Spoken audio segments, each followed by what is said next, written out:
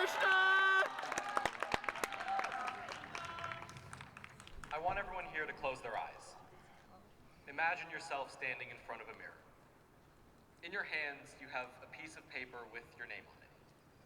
When you look into that mirror, what happens to the name? It flips. If you hold your right hand up, the mirror holds up its left. If you go one way, the mirror goes the other. And that's because you're not truly looking at yourself. You're looking at the opposite of yourself. Now, open your eyes. Contrary to what we normally think, a mirror doesn't always show exactly what is being reflected. Think about it. The image is flipped. It may look the same or move the same, but there's still that fundamental difference between the two. It's almost as if there's a part of the definition of what a reflection is that I've just consistently chosen to ignore. And that's why it's ironic to think that I spend so much time reflecting on my past, trying to figure out why things happened the way they did, or why they didn't happen the way that I wanted them to. As I grew up, it dawned on me that my friends and family wouldn't be here forever. Things in life change. And as the pieces started moving, I spent more and more of my time stuck in the past, trying to relive those experiences. Eventually, I realized that reflecting on the past could be a dangerous thing, because I never accounted for that crucial factor. That I'm not the same person I used to be, and I'm not in the same situation either. That version of myself from the past is unique. And it was difficult for me to understand that I may not be able to relate to my past as well as I might hope. I came to terms with this concept by thinking about it like this. All my life I had heard that a child is a reflection of their parents.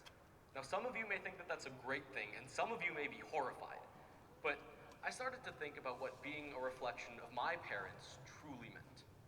Every single person that I meet tells me that I look exactly like my mom. Meanwhile, my dad is standing 2 feet away, shaking his head, because no one says the same thing about the two of us. I look just like my mom, I talk just like my mom. At times, I even act just like my mom. Because as she loves to say, the apple doesn't fall far from the tree. But let me give you some more context. My mom was born in 1970 in Mumbai, India. And by the time she was 15 years old, she was fully prepared to start working and become the woman of her house. To her, she was the polar opposite of her own mother. The bizarre thing about my mom at that age was that she looked exactly like me. And I don't say that lightly because I confuse photos of the two of us. My dad was born in 1968 and moved to Los Angeles after growing up in Mumbai briefly as well. He had street smarts like you wouldn't believe. And as so many of my friends can attest to, I have terrible common sense and judgment. And so based on everything that I've told you, it's hard to believe that this apple didn't fall far from that tree. If I claim to be so similar to my parents, then why would we fight? Why would we argue about our definition of a healthy diet, or when to put on chapstick, or where I'm going in life? At times it feels like we couldn't be more different. As if there's some immovable force that dictates why we can't be the same. And that's a feeling that I think everyone here has experienced before.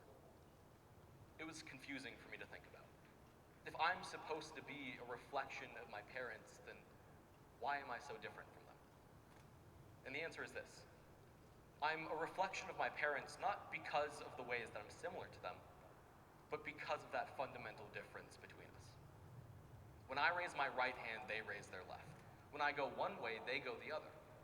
Because at the end of the day, sometimes looking at your parents can feel like looking in a mirror, having a version of yourself reflected back at you. That feeling was very similar to how I felt when I tried to replace myself in my past experiences. I was looking back and seeing myself, but it wasn't exactly the same. Just like how I see pieces of myself in my parents, I can see much of the same person, but it didn't exactly fit. So I tried even harder to make those pieces fit. Try to figure out what exactly went wrong, or at the very least, relive those experiences as best as I could. I tried this first at the start of high school, when a close friend of mine moved away. That wasn't a major event in my life, but it was one of my first introductions to loss as I began to move out of my childhood. I tried this yet again at the end of freshman year, when so many of the close friends that I had met went away to college. That one hit me harder. It was difficult to walk around campus and go to the places that they would normally be, only to see no one there. And so I tried to relive those experiences, scrolling through my phone, trying to put myself in that bygone era. I still have my lock screen as the first time I came to Irvine Talks with them. Over the years, I struggled with reflecting like this many more times, missing out on opportunities for reasons I can't explain, or watching friendships slowly fall apart, but only realizing it until it was too late.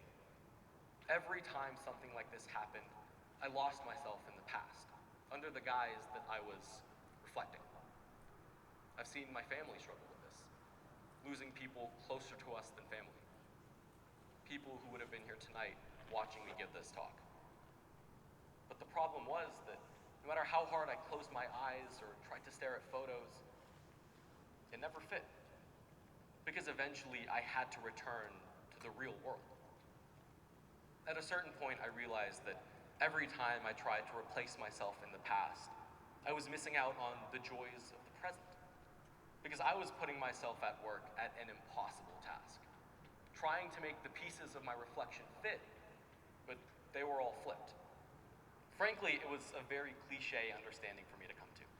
The idea of living in the moment. But I finally understood what it meant. There's a fine line between reflecting on your past and becoming stuck in it.